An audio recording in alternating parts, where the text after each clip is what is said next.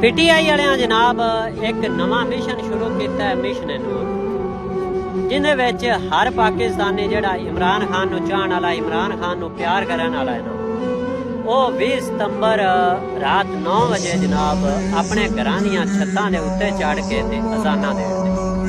अच्छी बात है, अल्लाह पाक का नाम है तो बुलंद करना चाहिए, लेकिन हर मुसलमान का ये अकीदा, ये ईमान होना चाहिए कि अल्लाह की ज़ात तो सिवा कोई भी साडा दुख तकलीफ परेशानी सख्ती मुसीबत दूर नहीं कर सकता।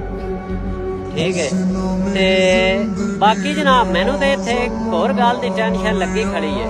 वो इमरान खान पढ़ता इया का ना बुदो इया का नस्ता ते ओ अद्धे मौलवियां खत्म भी सूरा फातिहा पढ़नी छड़ दी है।